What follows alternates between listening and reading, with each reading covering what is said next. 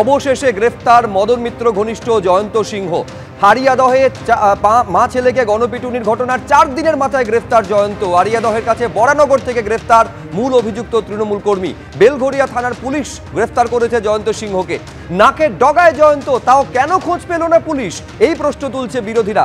আরিয়াদহের গণপিটুনি কাণ্ডে গ্রেফতারের সংখ্যা বেড়ে দাঁড়ালো 9। 3 দিন ধরে খোঁজ পেল না পুলিশ। 4 দিনের মাথায় গিয়ে জয়ন্ত সিংহকে গ্রেফতার করলো বেলঘরিয়া থানার পুলিশ।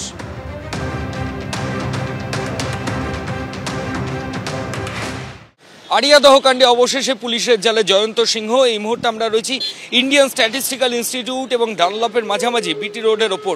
পুলিশ সূত্রে যেটা খবর পাওয়া যাচ্ছে যে আজকে ভোরবেলা ঠিক এইরকম জায়গা থেকেই জয়ন্ত সিংহকে পুলিশ আধিকারিকরা গ্রেফতার করে। ঘটনার দিন রাতে জয়ন্ত সিংহ গাড়ি নিয়ে চলে যায় নর্থ বেঙ্গল। সেখানে 2 দিন ছিল এমনটাই পুলিশের তরফ থেকে দাবি করা হচ্ছে। এবং এই 2 দিন থাকার পর জয়ন্ত সিংহ ফের টাকা শেষ হয়ে যাওয়ার কারণে গাড়িতে অল্প তেল ভরে সে কলকাতার উদ্দেশ্যে রওনা হয় এবং কলকাতায় এসে সে এক পরিচিতের কাছ থেকে টাকা নিচ্ছিল এবং এখান থেকে ফের তার উড়িষ্যায় পালিয়ে যাওয়ার পরিকল্পনা ছিল, এমনটাই পুলিশ সূত্রে খবর। পুলিশ আধিকারিকরা গোপন সূত্রে খবর পেয়ে মোবাইলের টাওয়ার লোকেশন এবং অন্যান্য তথ্য প্রমাণের ভিত্তিতে ইন্ডিয়ান স্ট্যাটিস্টিক্যাল ইনস্টিটিউট এবং ডানলপের কাছাকাছি ঠিক এই জায়গা থেকেই অভিযুক্ত জয়ন্ত সিংহকে গ্রেফতার করে। তার বিরুদ্ধে খুনের চেষ্টা, গুরুতর আঘাত সহ একাধিক অভিযোগে মামলা রুজু হয়েছে। এই ঘটনায় জয়ন্তকে নিয়ে মোট 9 জনকে গ্রেফতার করলো পুলিশ। ক্যামেরা সন্দীপ পালের সঙ্গে ময়ূখ ঠাকুর চক্রবর্তী, এবিপি আনন্দ, কলকাতা। জয়ন্ত সিং গ্রেফতার হয়েছে, কিন্তু তার শাগরেদরা এবার হুমকি দিতে শুরু করেছে। দক্ষিণেশ্বর থানায় এই মর্মে নতুন করে অভিযোগ দায়ের করলেন আক্রান্তের বোন। জয়ন্তর 7 জন শাগরেদের বিরুদ্ধে অভিযোগ দায়ের করেছেন তিনি। 9 জনের গ্রেফতারির পরেও দমানো যাচ্ছে না জয়ন্তর গ্যাংকে।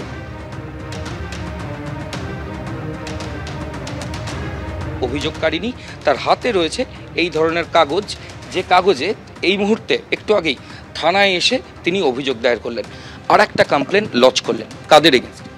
তালতলা স্পোর্টিং ক্লাবের পুরো যারা ছিল তাদের উপরে। তারা হোয়াটসঅ্যাপ গ্রুপেতে আমাকে নিয়ে, তালতলা স্পোর্টিং ক্লাবটা জয়ন্ত সিং উনি লিডার, উনি ওখানেতে একটা ঝামেলা তো করেছেন, তার মধ্যে ওনারই মদতে। আপনার পরিবারের লোকেরা হাসপাতালে, এই জয়ন্ত সিংহ আজকে অ্যারেস্ট হয়েছে। এই অবস্থাতে আপনি আবার দক্ষিণেশ্বর থানায় এসে আর একটা কমপ্লেন করছেন জয়ন্ত অ্যাসোসিয়েটদের এগেনস্টে।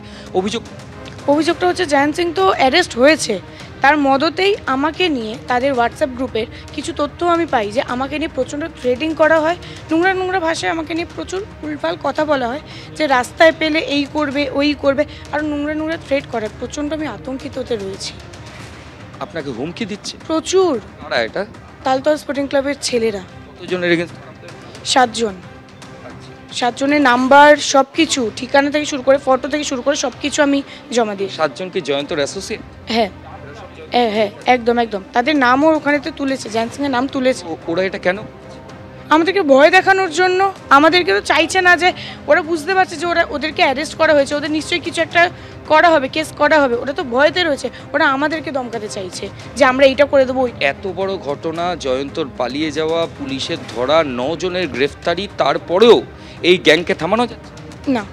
তাও থামানো যাচ্ছে, তাও ওরা এইসব করে যাচ্ছে, ভয় দেখিয়েই যাচ্ছে, থ্রেট করেই যাচ্ছে, বলছে রাস্তায় বেরালে এই করে দেবো, একা পেলে এই করে দেবো, ওই করে দেবো। আমি তো প্রচণ্ড আতঙ্কে রয়েছি, কখন কি আমার হয়ে যেতে পারে আমি তো বুঝতেই পারবো না। জয়ন্ত গ্রেফতার হয়েছে ফাইনালি, কি বলবেন? আমি খুব স্বস্তি পেয়েছি, সেটা বলবো না, স্বস্তি পেয়েছি। কারণ এর আগের বারেও 2-3 বার এরকম হয়েছে, অ্যারেস্ট হয়েছে, আবার পুলিশ কোনো কারণে ছেড়ে দিয়েছে। এইবারও যে এইটা হবে না এমন তো কোনো প্রমাণ নেই। তো আমি এই জন্য পুলিশদের কাছে এইটুকানি বলবো যে তাদের যেন কড়া শাস্তি দেওয়া হয়। কারণ ওরা আবার বেরাবে 2-3 মাস পরে, আবার আমার সঙ্গে আজকে এটা হয়েছে, আমার মামি আর দাদার সঙ্গে হয়েছে, কিছুদিন পরে তাদের সঙ্গে অন্য কারোর সঙ্গেও করবে।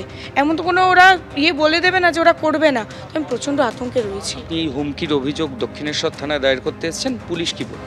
পুলিশ বললো আমার সাথে রয়েছে, পুরোপুরি সাথে রয়েছে। বললো কোনো চিন্তার কোনো ব্যাপার নেই, যারা যারা এই জিনিসটা করেছে তাদের উপরে কড়া শাস্তি দেওয়া তো হবেই, আর কোনো চিন্তার কোনো ব্যাপার নেই, ওরা আমার উপর আমার সাথে রয়েছে পুরোপুরি।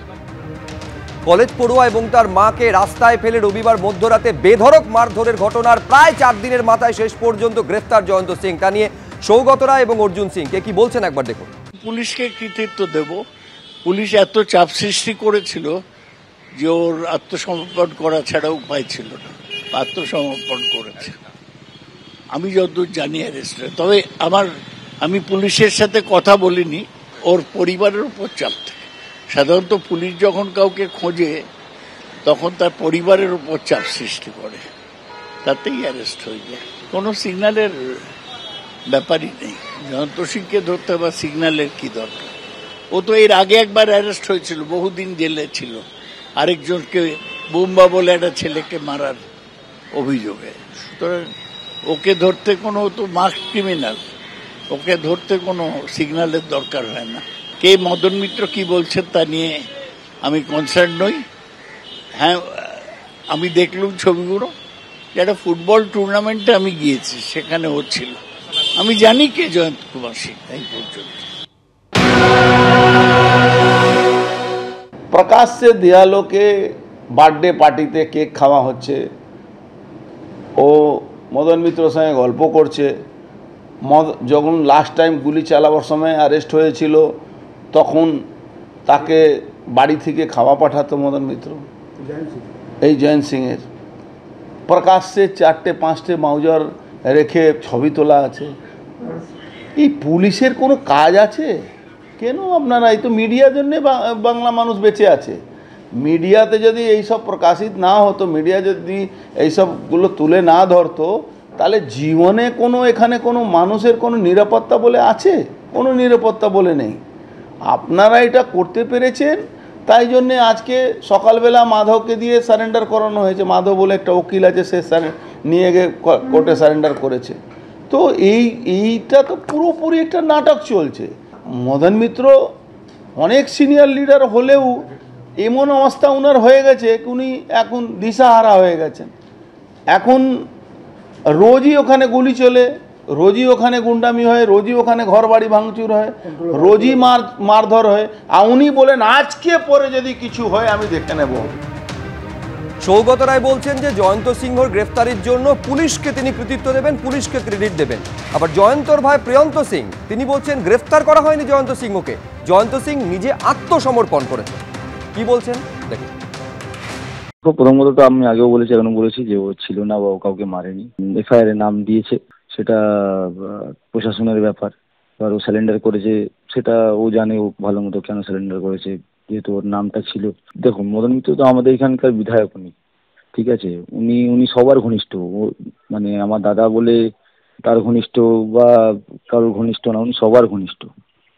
সুতরাং এরকম কোনো ব্যাপার নেই উনি ঘনিষ্ঠ হলে বা এই কিছু। ভয়তে ও ছিল না, যেহেতু ওর নামটা ছিল এফআইআর এ, ও সেটা জানতো।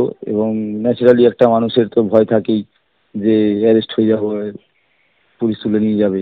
সুতরাং ও এদিক ওদিক কোথাও ছিল, হয়তো সে আমার সাথে কন্ট্যাক্টও হয়নি, কারণ আমি তো দুবেলা প্র্যাকটিস চলছে ভবানীপুরের, প্লাস ম্যাচ চলছে, আগের দিন ম্যাচ ছিল। সুতরাং আমি এর মধ্যে এই ব্যাপারগুলোকে জানতামই না। পরে যেগুলো শুনেছি সেইগুলোই তোমাকে আমি বলছি।